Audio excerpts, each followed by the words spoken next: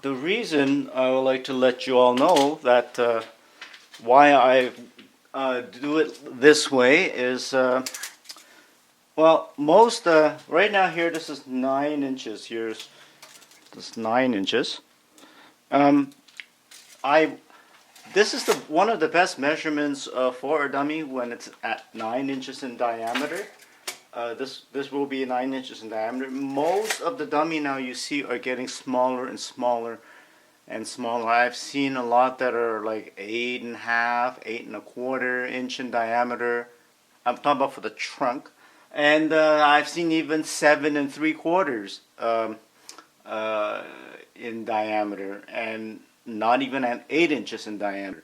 They are getting smaller because the prices of wood is getting more expensive, so that people will not want to fork out $1,500 or more to make a dummy.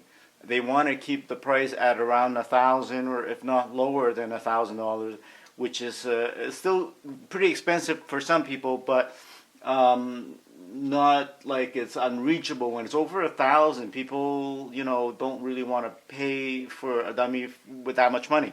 So wood makers who makes dummies have cut corners by making the trunk of the dummy smaller, so that they will save on costs, because the wood is very costly. Now you don't want to have it too small. One of the reasons why I like it at 9 inches is that's the correct size. Second, when it is at 9 inches in diameter, the when you punch the dummy, and when you move it with your arms and with your pressure, the dummy will rock back and forth as if it was a real person's weight. So that you actually, the dummy when made, it weighs about 100 pounds. So it would get closer to a real body mass that you're pushing around. Whereas when it's lighter, the body mass, the weight is not that heavy, so it doesn't feel as realistic. So that's why these dummy is should be at 9 inches, so that there's a good weight movement when you hit it and push it. Right now this is a little bit more than 4.5, but when I cut it, I'm gonna shave it down to 4.5. So two 4.5s will make a 9 by 9. Okay, two of these have been glued together, but not together. So I just test fitting. This is going to be the front of the dummy. And here I write back.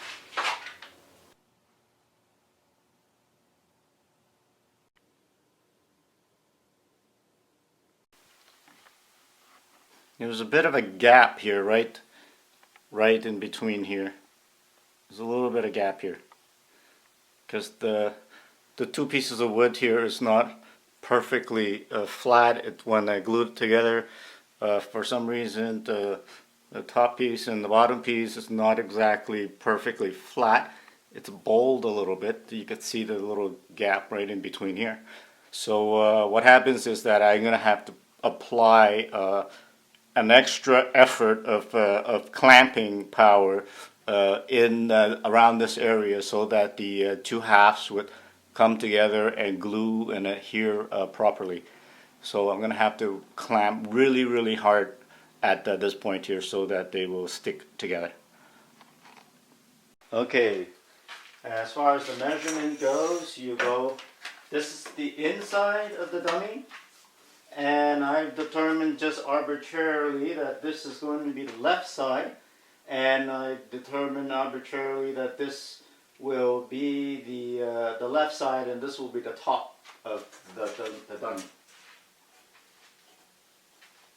So my measurement has come down 14 inches from the top. This is the inside.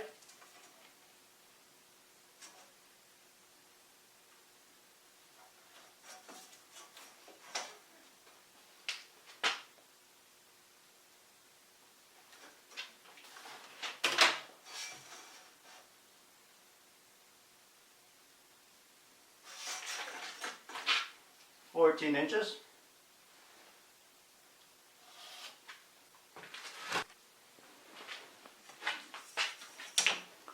Here it says from the top 14 inches right here. Make a line here like this. Make another line down this 14 inch. This hole here will be a 2 by 2. So this hole is going to be 2 inches.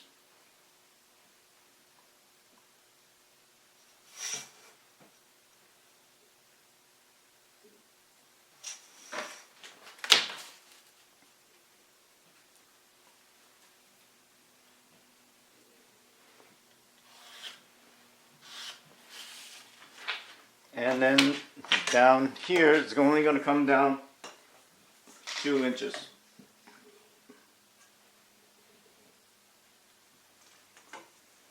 The ruler's too long.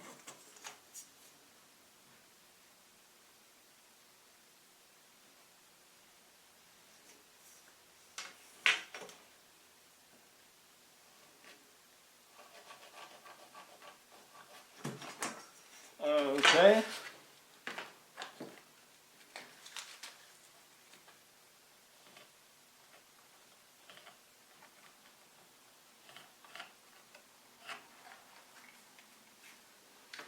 So I'm going to just erase this part here.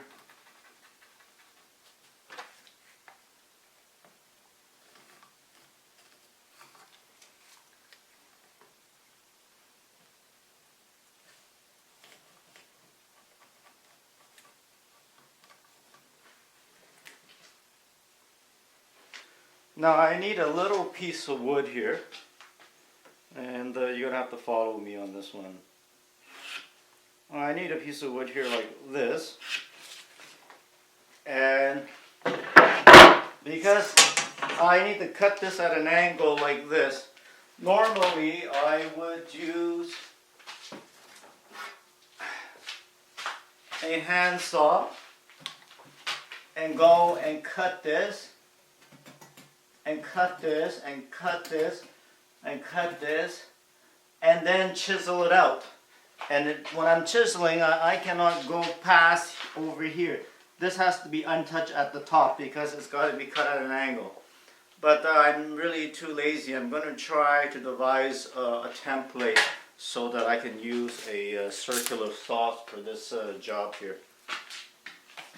So I'm going to take this angle here.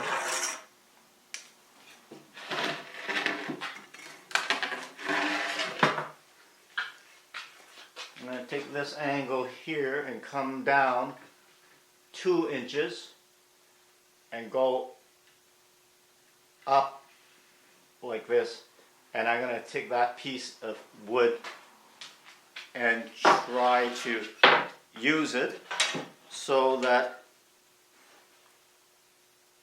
I can use this as a template. So I make a mark here at 2 inches. And I made myself a piece of wood, and this is the kind of angle right here, this triangle here. This is the exact angle that I need to cut, so I'm going to use this as a template. You'll see what I'm doing next.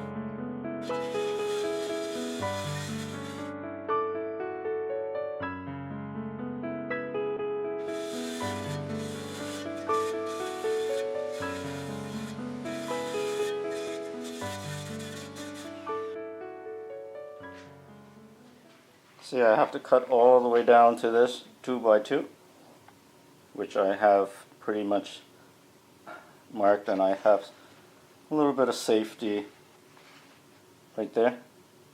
So the rest here is not touched, so I think the rest I should be able to kind of finish it off by hand, hopefully. Now I put a piece of metal on the back side here so that I know that when I cut, I won't cut past this line.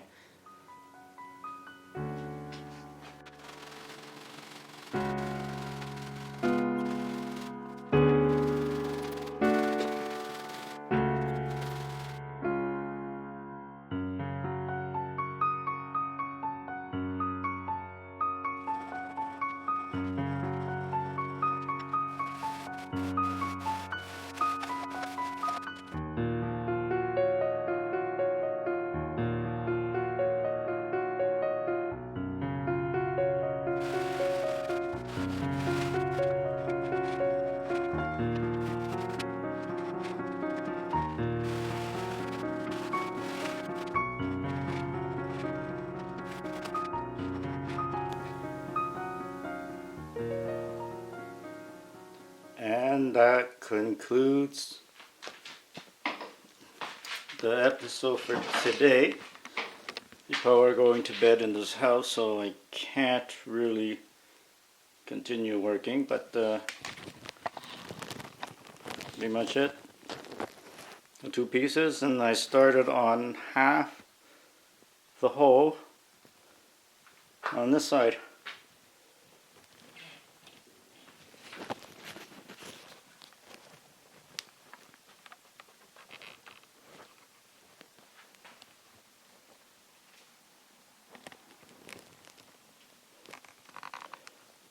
To tell you why this is a better way to do it is because when you do it then in this particular way, you will get the holes angle perfectly.